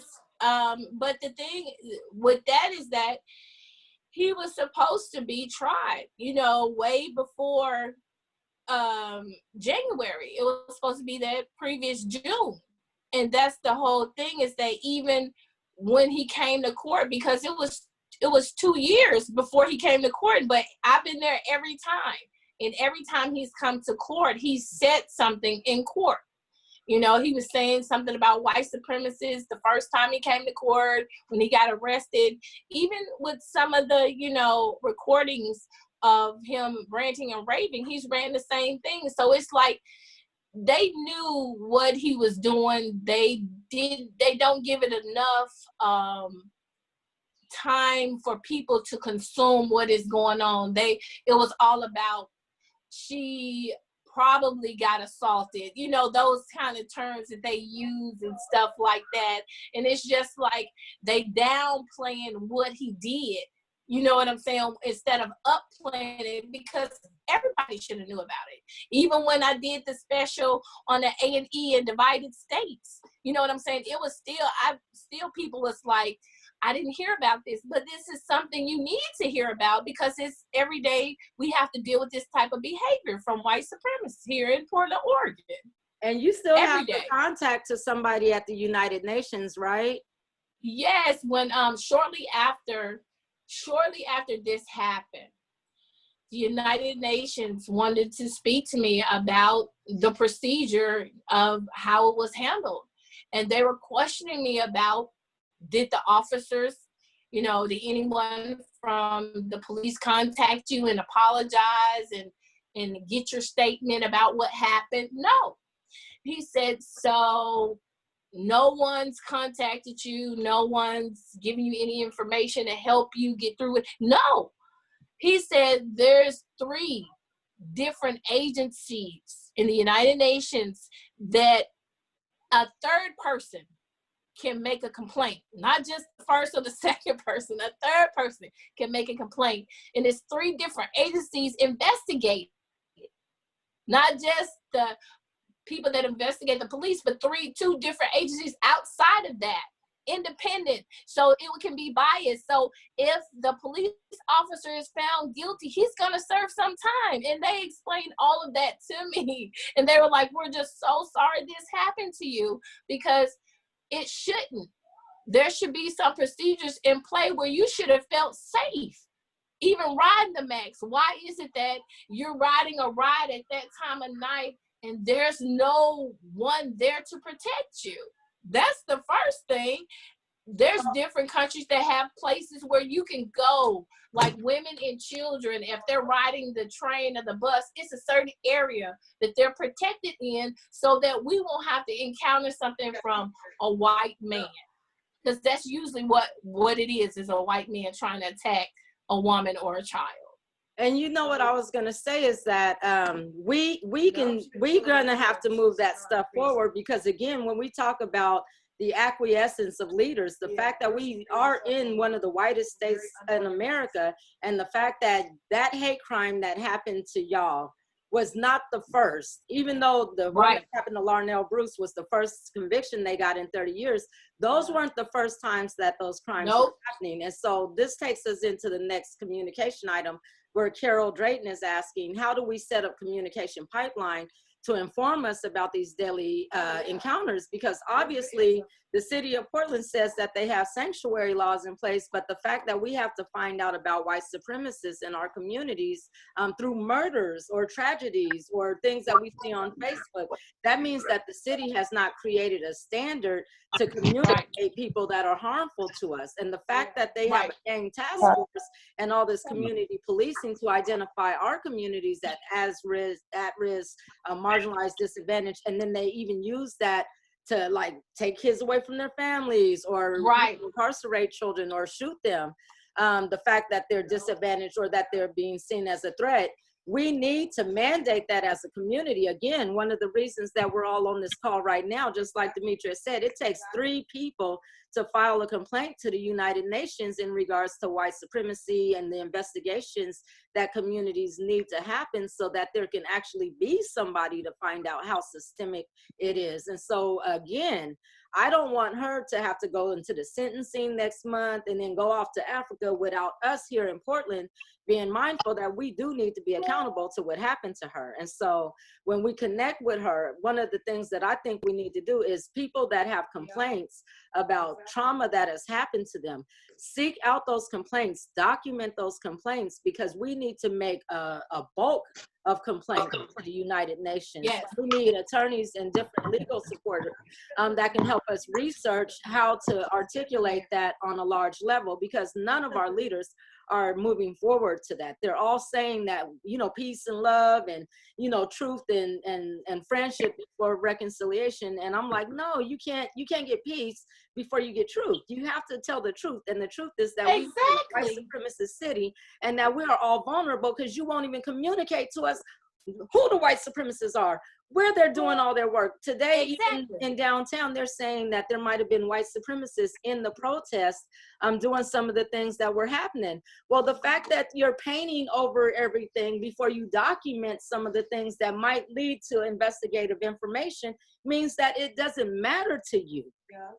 It means that the investigative measure of providing some kind of information to provide communication to people so they can be safe, that doesn't matter to you. So we're supposed to just be scared of white supremacists? We're supposed to just be worried about white supremacists? Everybody around us is white. So which one is the supremacist? We have to make it their ability, and they have to be held accountable to presenting this information. And right now, what I can tell you is that when you watch that press conference this morning, they literally told you everything you need to know. They have no clue of what to do. They have no clue of what to do. So as a community, we have to communicate what needs to be done for us to them, because we can't just divest from the resources. We have to communicate to them that white supremacy is an issue in this city, in this state, and that we want a mandate that keeps us safe, whether it's a communication system or whatever. And it doesn't need them, we don't need them to come up with it and figure it out, because we know they don't care enough about us to do that type of work. But when we say that we need it done, it doesn't mean that it becomes a volunteer role for any of us, not our communities or anyone else. What it does mean is that resources and information needs to be directly put into the hands of the people in our community that are willing to do the outreach work to get people to document the circumstances that they're dealing with, so that we can go ahead and put those things together to make statements and file investigations and see if we can get some complaints on the record. What I've learned in activism in the state of Oregon is that there's so many people that work within the same agencies that are oppressing us and harming us, that there are little directives that give them an opportunity to resolve our problems. And even the people that work within those agencies want to do more, but the fact that there is no measure for more to be done, that means that they are also allies. A lot of times people hear us saying gatekeepers. Gatekeepers can be allies. If gatekeepers see something that they know is unfortunate, does not work, is ineffective, they need to be able, without it being a whistleblower stuff or something where they'll get retaliated against, but they need to say, you know what, we're not effectively supporting these communities. We're not effectively Exactly. providing resources to these people. We're not effectively communicating information that people need in order to help Right. institute change in their neighborhoods. So that literally means, at the end of the day, if you look at hustle, it means it's a hustle. If we can say we the whitest Yes. city in America, we believe in equity, all these are our partners, everybody's getting paid, and then we still don't know about Demetria Hester getting attacked on the train by a white supremacist, and then a day later he kills people. That's a problem. Right. And it ain't That our is a problem huge problem. unless we It's a know how huge to hold them problem. accountable. So I was gonna say, But Carol, see that, huh? but see, that's the thing, is that when you try to hold them accountable for what they do, they try to discredit you. They try to make it seem like it's something wrong with you. Like, no. And you're like, hold up. In my trial, I was the only person that they brought up the criminal background. Now, what does my criminal background have to do with anything? You got Nothing. busted in the eye and had a black eye for 3 months. And again, you were being investigated while you were trying to let them know. And then again, I watched, not only did you get interrogated on that, but the whole 4 weeks of that trial, you were treated like a second-class citizen. Yes. I know for a fact you didn't think they were going to come up with a jury of guilty up until the moment they said it, because I watched and seen you like, what? Well, shoot, now I'm going to stand up. Because at first we Right. wasn't standing up for the jury. We was like, nah, Yep. y'all don't Yes. got us. But the jury had us. So Because- that means the city is But more woke than the tell me why district. The city's more woke than a lot of the But people you that know have why I access felt to like that. resource. But why did I feel like that? Because how many people was on the jury white? Everyone, except for that one brown man. Except for Thank one you. man. So I had a right to feel like we're not going to see justice because you have a all white but one black man, and he was an older black man. It looked like he was asleep. What you say, sister? But anyway, I kept saying, I hope he wake up. Like, come on. right? Like, I hope he not. Is he asleep? Like, you want to go in and move But him he and was make sure- probably traumatized, because I'm telling you, everybody in that trial that had to hear every part of that Yes. could not believe that that situation occurred in Portland and that And like it nobody happened. cared. Nobody and like cared. it happened, not just that it happened, but like it happened. The day before, you mean he assaulted her and then got on several buses ranting and raving, saying he's looking for me because I maced him with I maced him. I was protecting myself, so you're looking for me? The green max was the max that I had to take. So he was looking for me on the green max when he was assaulting young ladies. Because I fought back. You was looking so you could harm me. And they knew all this and know all this, but yet he still treated like, you know what, he might not know what he did, but yet the police got a call. Do not use non-deadly force on him. And Well, she testified to that. And I just was like, and y'all sit here and try to convince us that y'all on our side when you have made the call to use non-deadly on a man. Come on. Well, so on to that. At our office on Killingsworth, we have information about the local white supremacist groups. We've been printing their badges and their symbols and information like that in partnership with a couple of different organizations here locally. So we have plenty, probably hundreds of printed paper.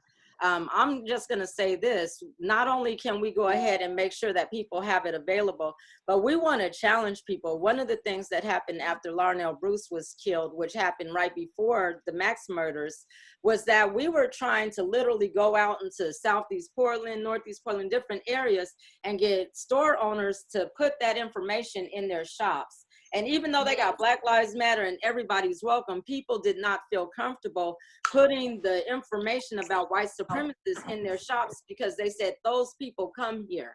And most of the shop owners are people from different countries and different parts of the world where they feel like they could be harmed. And so again, our allies, comrades, and everybody that's woke should understand is that that stuff is happening in your community. Like the fact that we come together and we protest and we show up downtown and everything else, that's cool. But when we go back to our different neighborhoods, all 96 of them, there are things that are happening in those 96 neighborhoods that we literally have more power than we're exercising about doing in regards to communicating with our neighbors. Like it's cool to have a network on Facebook. It's cool to be engaged in the protest. But if you're not actively fighting against white supremacy in the places where you live and where your children play and where you go to work and things like that, is not enough. And it's not enough because we don't even consider allowing us to continue bearing the burden of it. If you're looking at what's happening in the world right now, I'm happy that we have activists, allies, and comrades that are showing up to kind of help build these statements that we need. But at the same time, it's not enough because we've been living in this country for 500 years as second-class citizens, as commoditized people. And if this is the time for global liberation, then we need to be strategic and we need to communicate that to the people that we want. No, it's fine. I'm listening to Don't See Portland's meeting.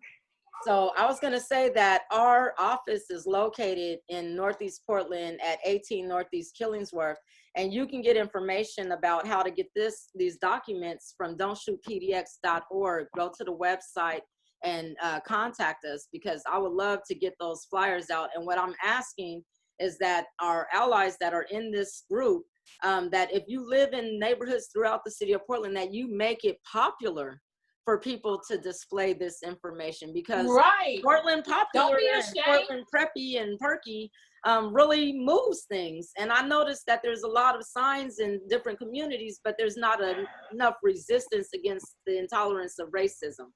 So it's one thing to say I'm showing up, but if you're not showing up and showing out in your own neighborhood, it's still not enough. So we have the information. I want to make sure that people get it, because for my own personal thoughts is that a lot of the children and people that I saw at some of the vigils and the protests over the last couple of days, that those people need to be mindful of who's who and what's what. Because if you don't know that in addition to all of the different partners that you have when you go to protest, you also have people that don't like you that show up.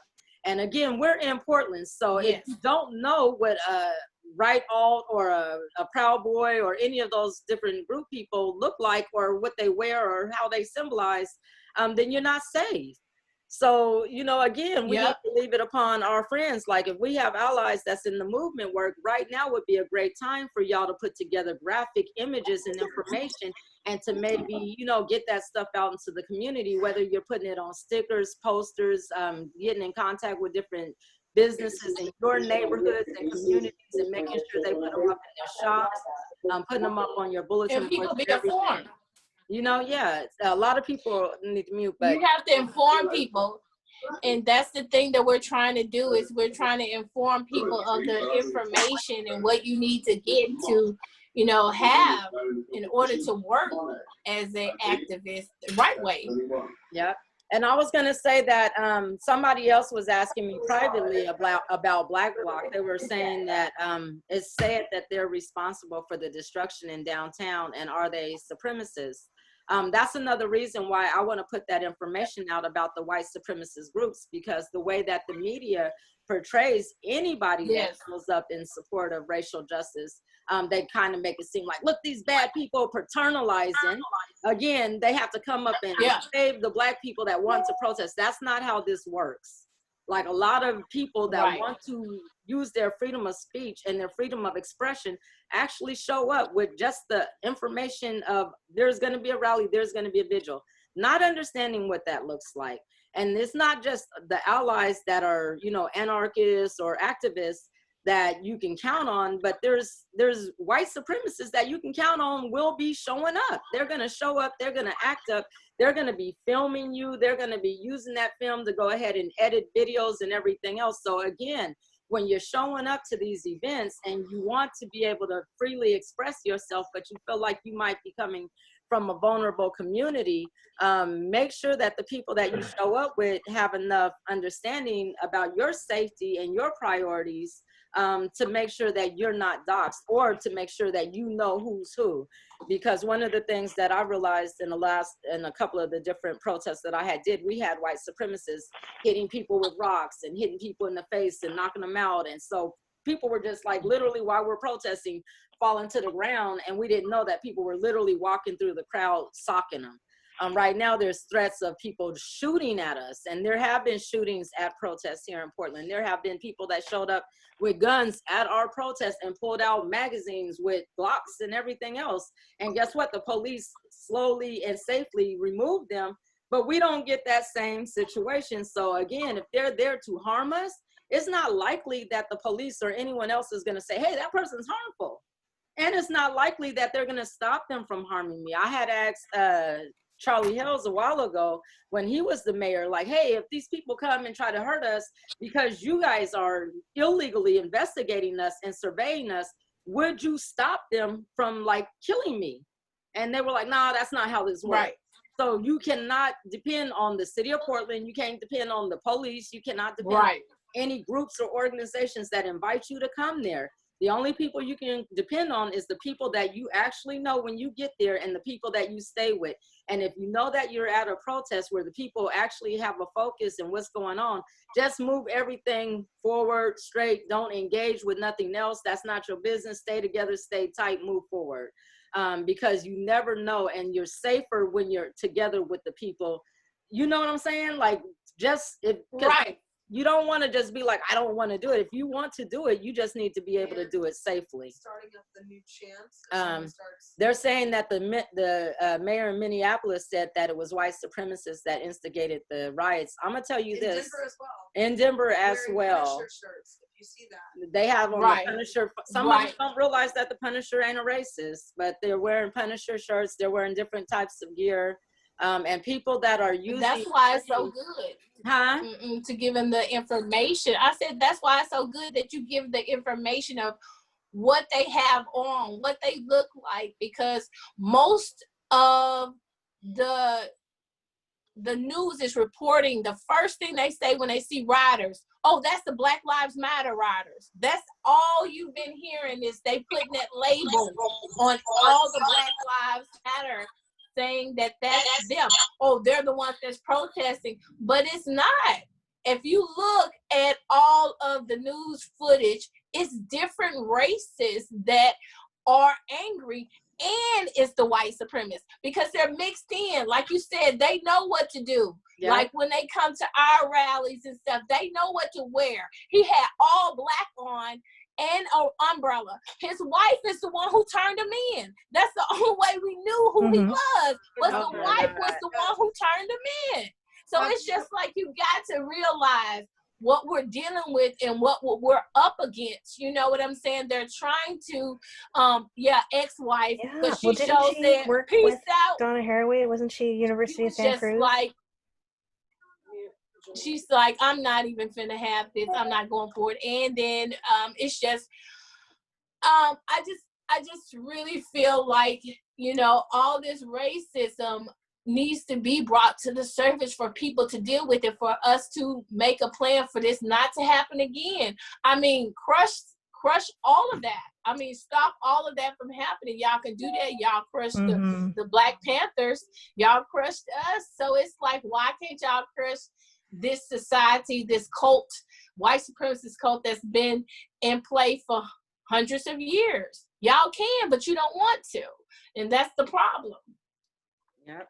So if you have information, there was somebody that said there's a whole bunch of white supremacists in Southeast Portland. What we need to do, because I do social media organizing, and I'll see like a whole bunch of different groups where we'll have like anti-racist and, you know, hate watch and things like that. Again, that needs to be expounded into the community, because it's not enough that white people know who the white supremacists are, or the white, you know, saviors or whatever. We all need to know the people that are going to be made vulnerable by them, because what I've learned following them on Twitch and all these other sites is that they have big fundraising opportunities Yes. that are happening. So not only do they come equipped with like cameras, high definition, so that they can take really good images of us and use it later to kind of harm us, you know, come back, maybe kill us, whatever, I don't know. But we need to kind of out organize them in that effort. We need to be mindful that when they show up, there should be no tolerance on them not having access to filming people in our communities. If you really with the stuff and you really don't want to do that, I mean, you know, you really don't want them harming people, or you're really standing up for Black lives. If I don't know the person willing to harm you, you have to say something. Yes. And you don't have to do it in a call out that's going to make everybody unsafe, but we can't protect them anymore. I remember in some of the early organizing I was doing after Mike Brown murder, that there were people that were very unsafe coming to our protests. And because white people didn't feel unsafe about them, because they felt like, oh, that's just so-and-so, and that's not really so-and-so, and this person just got to, they allowed those persons to hurt other people that were vulnerable in our groups. You had gaslighting rapists that were riding bikes and had a whole movement of rape, you know, and just that whole misogyny. You had, you know, former pedophiles. You had all these different people that, because it's a protest and people need allies, and you're getting used to seeing different people show up, that we assume because they're not in our communities that they are people that are safe for us. So again, please, if y'all looking for allies and you want to help us build movements and support us, we have to be mindful that we don't know the harmful people in your communities. And we're not gonna always have to be, we can't carry the burden of calling them out. And I want to say this because I've said it a whole lot of times, is that the anti-racism in collaborative organizing has to not only be called out, it has to be shut down. And if anybody doesn't understand what I mean, hold on, because my daughter is moving stuff, like leave all this alone, it don't matter to me. Talk to the screen. I wanted Amaya on here because Amaya wanted to talk about the whole situation with that and how people are still being anti-racist. And now the word POC kind of absolves people being racist because we all POCs. That's like we all niggas, y'all. We cannot be POCs. We're not realistic. You can't other us on top of othering us on top of othering us. It's not okay. It's not cool. And it does lead to more violence. It does lead to more anti-Blackness.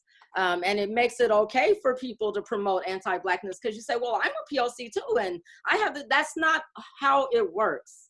The fact that in a lot of our organizing, that the white leaders of organized movements feel that it's important for them to show us how things work. What they have to understand is if you don't have our experiences, you really can't show us how to work into the dynamics of expressing ourselves. You can't, that is not something I know as an organizer. Nobody could teach me how to be conscious about my safety, and especially about the safety of the people that I'm bringing together when I know that there is something that's happening in my community for us. And the fact that we still don't have people that respect us enough to say, hey, I want to do something with y'all. We don't have that. We have in our community, the city of Portland, we have people that if we don't, like you said, if we don't participate based on the way you want us to participate, that you will create a fully counter movement to support us without us, your way. Without us. And in funding that, it is violent. In creating it, it is violent. And in thinking that you're serving our interests in a way that's better for us because you know more about the processes that have harmed us, that is extremely violent. So we're on this call to say, if we're gonna move forward, if we're gonna build uprising, if we're gonna be organizing, we need to get on the same page. Like there will be no tolerance of exploitation, period. Period. You know what I'm saying? Allyship, comradeship, solidarity. It doesn't mean that someone else is less able. It doesn't mean that they're less intellectually sound. It doesn't mean that they're less experienced in understanding the divestments and, you know, all the articulations of racism and misogyny. It just means that they have been harmed more because it is inflicting them directly, intentionally. Knowing that is half the battle. Knowing that's half the battle. Don't fight them about it. Like, let's win this race against violence. We're, you know, like this generation, literally, if we don't do it now, it's not going to be done. The time is now. And it's setting the platform because people are feeling it. You know, we're dealing with not only with the coronavirus, but we're dealing with dying, you know, by the hands of white supremacists. So that's a lot for a Black person to swallow. I just buried my mom, and so therefore you just took my dad. You know what I'm saying? Yep. By you just killed him. She died from corona. This is just hypothetical. But I'm saying as a Black person, you just think about, you have an older couple, your parents want your mom died from corona, then you just killed my dad because you had your foot on his neck. So I'm left alone trying to pick up the pieces of that you just dismantled my family, and I don't have anyone to trust or to depend on as a child. Then you throw me in the system, and then you treat me even worse. Because it's just the whole, thank you, because you made the system where I'm gonna either get raped or I'm gonna get passed on to someone who doesn't care.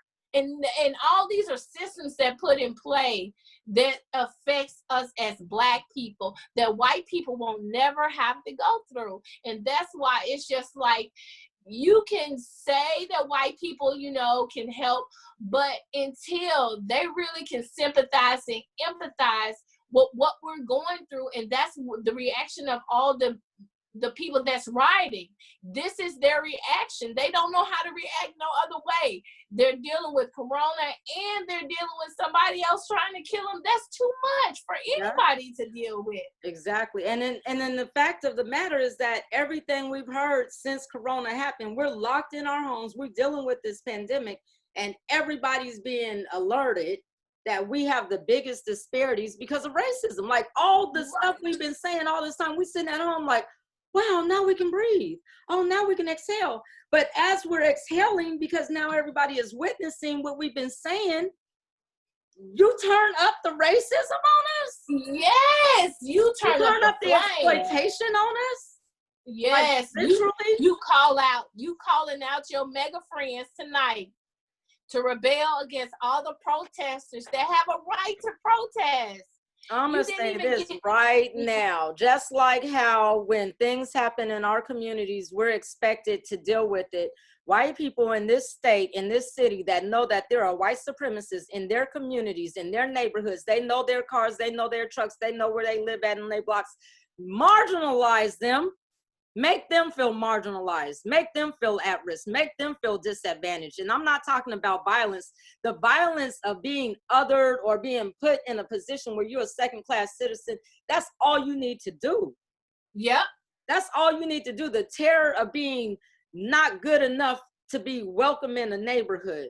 The terror of not being able to go where you want to go. I can't go in this gas station because they don't respect me here. They don't want me here. I can't go to this store because they don't respect me here. They don't want me here. I better not go over there with my dog to that park because it's the people that live across the park that know I'm a white supremacist don't want me there. Right. You know what I'm saying? No. Like, that's what needs to be happening, and it's not. Yeah. And it's not rocket science. Because they normalize it. Because it's been normalized for so long that people are so afraid. Like they afraid of Trump. Now, how is it nobody ain't saying, we finna impeach this man like we did the other one and let's go. Look, when they was within 2 weeks and they was talking about, well, let's see what happens, I knew it was a problem. I was like, oh, exactly. We're stuck. This is gonna be our president for 8 years. When they said, let's give them a chance, as if they didn't already know what the chance was. If they didn't. Hello. And they already be knowing. And that's the whole point of, as a Black person, we know all of this is already done before we even see the results. Absolutely. And we trying to been trying to tell people for so long that this is how we've been treated. And now everybody believe you and they want to react from it, but they acting from it in violence. You can't sit up here and say that you gonna go to the White House and then he's gonna have his army and nothing's gonna happen. That's what he wants to happen. He wants them to come and rescue him. Da-da-da-da-da. These are my mega people, so he can brag about it, just like the cop seen it on the Twitter. So he can brag just like the cops be bragging about it when they kill us. They brag about it. They take pictures. That's what they feel. They feel good. They feel empowered because they killed somebody. And if that isn't the evilest thing I've ever seen in my life, you could see it in Jeremy Joseph Christian's face as he was laughing, as they was sitting the recording of him talking about how they should have got killed. I bet you he won't touch me anymore. Talking about Micah, all that kind of stuff. This kind of stuff is fueled by America building him. He was built by America. America fueled everything he did by giving him that white privilege card because he's a white supremacist. You can do what you want to do. We're going to slap you like I said. You just get a hand slap and then you be on your merry way. That's what happened when he robbed that convenience store.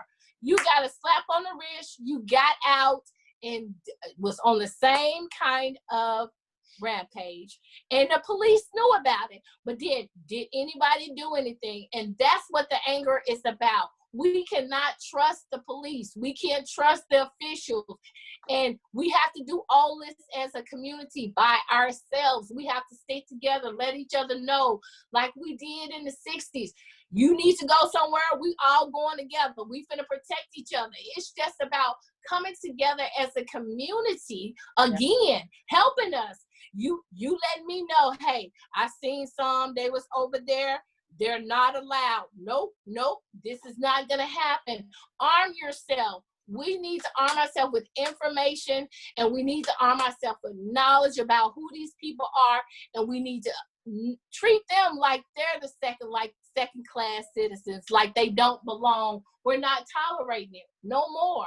That part. Not at all. That part. I was gonna say, so I guess I didn't answer the question about Black Bloc, if they were racist or not. And I just wanted to say, for full disclosure, that I have witnessed myself personally, racism, solidarity, camaraderie, allyship, but everybody is different, and there are racist people within the organization. There are racist, anti-Black people within the organization. And even though they will stand up and put themselves out there, the fact that you don't respect us when we come to you, when we say, I need to be accommodated with what you got going on because you're at my event with my community, or the fact that you would organize something without us for our community, knowing how we organize together and we hold each other accountable because of boundaries. Like that is implicit.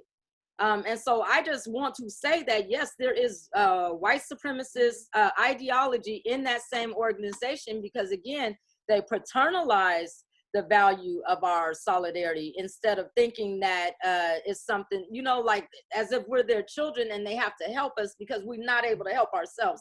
White supremacy exists to terrorize us. If you know that, if you study that, if you have knowledge of that, don't condescend us when we say that this is the way we need to go. Trust that there are different factors that we've experienced to go along with what you understand that are going to be needed and necessary to deal with our movement forward together. That ain't to say somebody's methodology is wrong. It's not to say that ours is right. It just means that we have to be on the same page if we are literally on the same page to move forward, if we want to do that. So one of the first steps in that, before we get off this call, if you got the people in your group and you know who the people are, you call them out and deal with them. Do not let them come around us when you know they are harmful. They're being harmful with women in their own organization. So I know they're going to be harmful with people in our community. And I watch y'all see that happening and don't nobody stop it. And I'm talking about the misogyny, the sexism.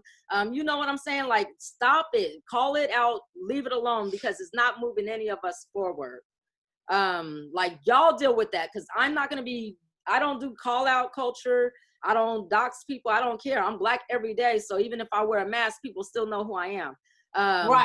Y'all take care of that situation if we're going to do this together. We literally need people that care about us to roll with us to change and dismantle these systems that are harming us and create oppression for us. If there are woke people, deal with your anti-Blackness outside of our spaces so that we don't have to deal with the burden of it. Period. If our kids is going to be out there with you, that's cool. I'm thankful to see the kids out there revolutionizing, but make sure you are very conscious about what's happening with them and what might happen with you, because you might go change your clothes and look like a totally different kid or a totally different person. But these people right here are marked. People are going to Right. recognize them. They're going to look different than a whole bunch of other people around them because guess what? It ain't a whole lot of us. Take that Right. stuff into consideration. Say, if I'm really here for Black lives, if I'm really standing up to honor people killed in police violence, killed in white supremacy, harmed by institutional racism, then I need to take my directives from them so that not only can I, in fact, support their movement, but whatever I feel like I can't do right now in their movement, I don't mind going away and doing that on my own time because I shouldn't have to wait for the Black people to tell me what to do about racism anyway. Like, That y'all know part. who they are. You know who they are. That part. Come on. Tell Grandpa stop Y'all it. know. Inform us. It's Three just different people like, told me they wanted to run me over and did nobody even say nothing about it on Twitter, but they'll like the other comments where I'm like sending a meme or sharing a Jill Scott video. Tell them not to call me an idiot. Tell them not to threaten my life. Tell them it's not right. to say you're going to run over people when you show up to the protest. Right. If I'm your friend and I know that you see that and you're not even willing to call that out on social media, You're not a that means friend. I'm not cool, I'm not safe. And the fact that you could block and you could tell a whole bunch of other people to block too, so that when I block or make a complaint or report it, they don't just say, oh no, that's cool, because everybody does know that when Black people post stuff, our stuff gets taken down because it is considered terrorist. Even though we can have all these videos of our children being what I call snuff videos of our children being murdered all over the world, and that's not a problem with Facebook. So please help us by being mindful that that stuff is happening. Don't nobody want the trolls there, and it shouldn't be up to us to figure out who the trolls are. I've been chastised for communicating with trolls that I didn't know was trolls, because I'm like, whoa, what they talking about? Oh, don't talk to them. Those people bad. I'm like, well, why are they in our network? Like, why are you? Why? You know that? Why are they? You why know are they? You know. And then they give that, like I said, they are giving this access card of all our information, and then they wonder why we don't trust the police. You're the ones who have our information. You're the one that's sharing it. You're sharing it. No one else is sharing it but you. And then you want us to trust. You already sharing our information. You're not gonna protect us. You letting them kill us and beat us and do anything they want to us because you giving them the pass, and you telling me, oh, we should trust the police. Are you really serious? Case in point, when you got attacked, you asked the police for help. They watched Jeremy leave and they interrogated you for 2 hours, asking you about your ID and why he attacked you. And then he killed people the next day. And nobody knew your name, because guess what? The city didn't even think that that was enough information for us to realize that there were people out here willing to kill people because their mama kicking them out the next day. That's crazy. Yes. And then they so low-balled. So it's just a low-ball. Yeah, we're talking about curfew in a place where it's already not safe for us to go out in our community, because guess what? White supremacists chase people with trucks in our community. They do drive-bys in our community. They attack our children. They chase them through parks in our community. You know, little kids that be stuck in stores waiting for somebody to come get them because they know the people outside gonna hurt them in our communities here in Portland. So if you know them, do something about it, and don't think they're gonna show up downtown all the time. They're in our neighborhoods. If you know there's a people in Southeast Portland, start making them famous. Right. Make them lose their jobs. Make them lose their jobs and their homes and all of that, so that they can know what it feels like, because they are white supremacists. You're not allowed. This is what you need to feel like you're a foreigner, because you are a foreigner, because we don't roll like that. We help each other. Yeah. I was going to say, so Don't Shoot Portland. A lot of people probably don't know, and I don't know who's all on the call, but Don't Shoot Portland has an office in Northeast Portland off of 14 and 18 Northeast Killingsworth that used to be the Albina Arts Center, where a lot of our community members, our parents and stuff, grew up there back in the 60s. And so we occupy that space now, and it's a huge space. And so what I wanted to do is basically use this call to let everybody know that I know next month that we're going to be getting out of the COVID lockdown, but there's still a need for us to organize and to come together. And so we're going to, like we've always done, make our space available for community. But I'm challenging everybody that has ideas, that wants to do stuff, that just there's something that you want to get involved with. Go to our site and sign up to volunteer. If you have something of your own that you want to do, realize we're a nonprofit, we're a 501c3. The only reason that I set up the organization was so that we could provide resources to our community. So the space is a resource for our community. The Wi-Fi is a resource to our community. The fact that we have projectors up in there and that is a big space with tables and chairs and desks, it is a resource for our community. So please contact us if there are things that you want to do. We have two parts of the space. One side, we turn into dang near a whole little education center for children with art and books and information, yoga mats, backpacks, and everything else. But on the side of the 1819, we have literally a legal workshop that happens once a month. We have intake legal services that happen for people that need them. We sell art and we do fundraising so that we can help offset the costs for people that need access to legal support. As a person that is from Portland that has tried to organize and advocate for our community, one of the biggest things we need is not only political power, but we need information and we need to be able to organize around resources so that we can become self-sufficient based on the needs of our community. Because when we talk about equity, if the equity dollars are not directed right there in the community and being managed and developed by the people most vulnerable, then it is a hustle. And I call the hustle out through audits. So we have more than enough audits to show that we've been disenfranchised. Now it's time to utilize that information, organize with your community, and start doing what you know is necessary for us to move forward. We're always going to be here for you and with you because, like, I'm from Portland, my parents from Portland, my grandparents from Portland, so we're not going anywhere.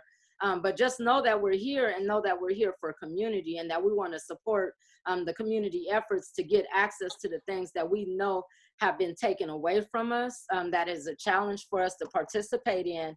And let's just get back on track, you know? Protest is not just to say that something is wrong. Protest is to get people organized so that they can help us make it right. Because the things that happen to us, unless we say that they're a problem, unless we put on the record that they exist, that they happen, that they're to the detriment of us, then that means that there is no problem. And so people need to understand that when you speak out, it's not to say that you're saying something that people should be afraid of. People should be wanting that information.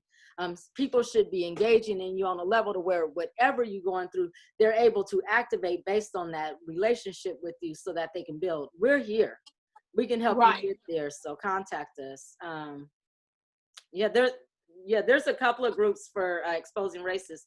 I know there's a whole bunch of people from the anti-racist community that's on this call. If you have an email or a website that you can put in the chat, besides the SPLC, because I use them as well, but something local where people can start acknowledging to people in the community, their neighbors, have somebody that if they have a question about what somebody looks like or where somebody, you know, might have their flag at or whatever's going on, that they don't have to be worried about it. So put some of that information in the chat so that some of the people on this call, which is probably about 60 people still on, and I don't know how many people are in YouTube world, but make sure that your neighbors, if you're into anti-racist work and you go out there and you're exposing Nazis and you're holding information, make sure that we have that information, because guess what? It's likely that we're going to be hurt by them. And the fact that you have more information about that than we do is a problem. So put it in the chat. Everybody, if you don't know, there are 3 dots next to the file in the chat box. If you click on those 3 dots, it'll allow you to download everything that's in the chat. So instead of having to try to figure out how to take notes or anything like that, the entire chat conversation can actually be downloaded and you can have this conversation outside of this conversation. Again, we are being recorded and streamed on YouTube and we're 6 minutes after. So, oh, okay. Well, somebody said we was back on, so I don't know. I'm still confused. So I don't know if we were on YouTube, but we did record this call. And Demetria, I really appreciate you. You're so welcome. To have a platform. Yes, because everybody needs to know that this isn't new. This is something that's been going on, and we don't want our children, children. I'm a grandmother. I do not want my grandchildren growing up in a society where it's acceptable to kill us, period. Just period. I mean, we're human beings. Treat us like human beings. Well, if we can get that part, start with that part, treat each other like human beings, you know, and it's hard for our white society to do that because of the simple fact of they're rooted in evil, taking, you know, looting, you know, not caring, not having a heart. Anytime you kill your family, you kill someone cold, viciously, and you do it in the name of God or do it in the name of that's your right, your constitutional right, that's not okay. You know, we don't do things like that. That's why, you know, this is so frustrating to us. It's because we're not bothered like that, but you can only push some people too, you know, so far before they react. And people don't know how to deal with their anger right now. So they're rioting. But what needs to be poured in is how can we defeat this white supremacist? And that's knowing who is white supremacists, addressing it and telling them, no, we're not having it. We're not allowing it, exposing them and exposing the people they recruit, because they do have recruiters. Yeah, So when he was talking about being in jail and doing the different things to recruit, and even in the trial with Russell Cordier, the same thing. He was a recruiter. Like, they go in and they automatically get this like sergeant pass. Like, oh, you been in on a hate crime? Right. Oh, we just need you to encourage the children to join the group so that we could have more power. And it's like that's why weird they took it up. Yes, that's why they took the death penalty off the table, because they have a recruiter that's going to be in there the rest of his life. So he just getting his minions ready. So it's just like they know exactly what they're doing, and it's up to us to be smarter, to be up on all of the things that they think we don't know about. And since we know about it as a collective community, use our resources, be ahead of the game, do things in the way that we know, like they were saying, oh, you needed this and you needed that for you to do a march. We know how to do everything the right way, and we're going to do it the right way. That's the only way that we're going to brace this systematic system that they have put in place, is from the head all the way down. So and we know what to do. And doing it the right way means holding them accountable. I want to try something, because we're on this Zoom call, and Demetria, I've never been able to do a protest to honor the work that you've done, to honor you for what you've done for our community and exposing the racist system by, you know, virtue of sacrifice and being a victim of that crime, but also being a hero of that, because you didn't allow that to defeat you. You stood up to him and you sought accountability, and that brought forth accountability for all of us. So one of the things that we do in our protests is that we do a chant that says, you know, we say her name, right? And it doesn't have to always be somebody that has passed away. Sometimes we can say her name so that we can honor somebody that is important to us. And so since I can't, now I'm about to cry, I'm crazy. Don't cry, because I'm already on here. Don't do it. No, I want to honor you, and I hate that we have to do it in this space, but if everybody can unmute their phones, we're going to try to see what'll happen if we do a Black Lives Matter chat on Zoom. That is so nice. Okay, let's do this for the queen. Everybody unmute your phones if you're able to. And you don't have to unmute your video, but if you unmute your video, that would probably make it beautiful. Let's do this for Demetria. So when we do our protest, what we do is it's called a call and response, right? So I'll say something like Black Lives Matter, and then everybody says something like what? I'll say Black Lives Matter, and everybody will say what? Black Lives Matter. What? Oh, we almost there, y'all. Come on, let's unmute those mics. I'm about to do this. That is so cute. We're about to do a Black Lives Matter protest on Zoom. So unmute. You can take your video off or you can keep it on, but I'm gonna say Black Lives Matter, and then I need you to respond and say Black Lives Matter. So Black Lives Matter. Black Lives Matter. Black Lives Matter. Black Lives Matter. Black Lives Matter. Black Lives Matter. Black Lives Matter. Black Lives Matter. Lives Matter. Lives Matter. All right, so everybody, I'm gonna try something else. Give me that thumbs up. Everybody see the thumbs up? Okay, so look, I'm gonna do the thumbs up and I'm gonna say her name, and then I'm gonna do the thumbs up. And when you see the thumbs up come on mine, everybody say Demetria Hester. That way I can try to see if it's all on the same page at the same time, okay? So say her name. Demetria Hester. Say her name. Demetria Hester. Say her name. Demetria Hester. Okay, so we're gonna do one more. Who wants to do the call and response for George Floyd?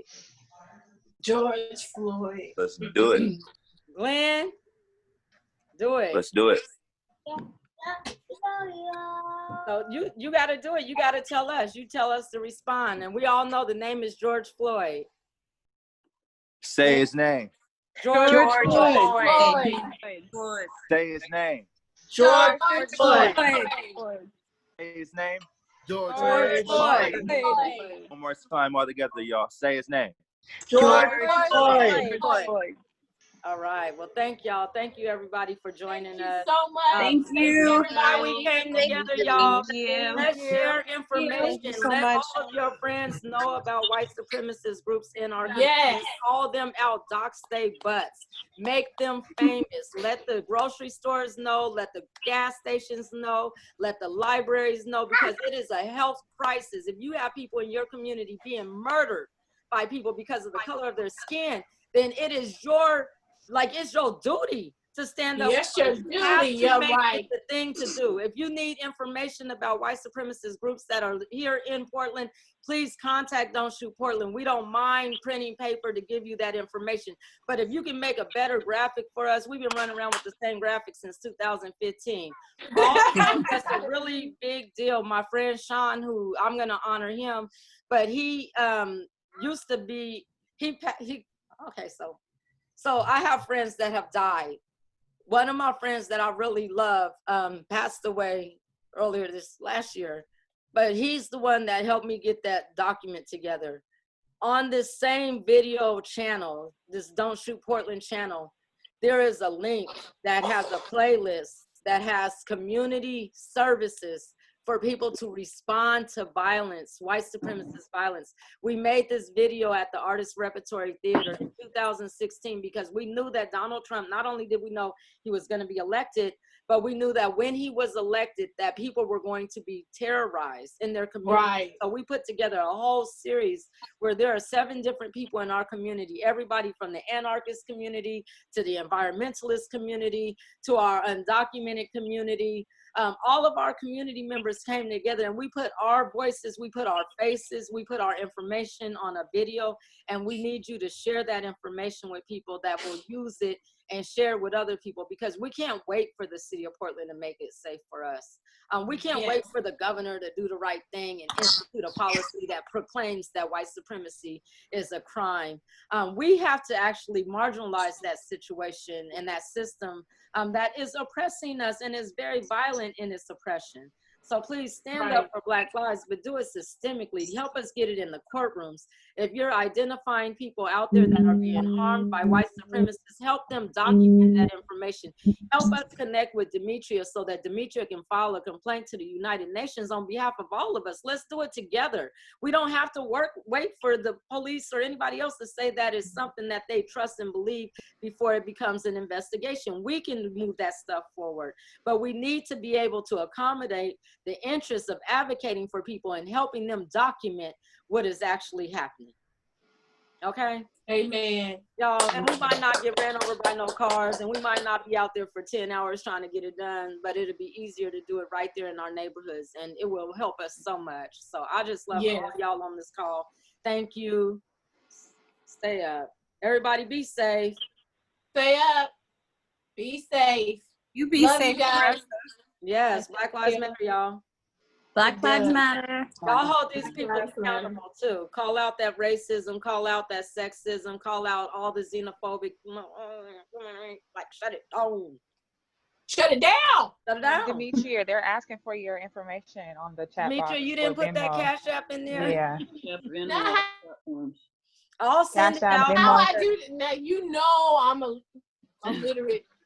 You send it. You have my Cash App. You send it out. You know how to do You all know that. what You know I'm happened not, is don't there's make so fun of me. much going on that I did not get organized. I literally came in, jumped in the chair, and trying to do it together. I'll get it out to everybody. I'll put it in the description of this video. Yes, put it in there because you know yeah. And in the Facebook event. I love y'all. Thank you. Thank you for taking care Thank of me. you. Thank you. Peace, y'all. All right. I love you, Meg. Hi, Meg.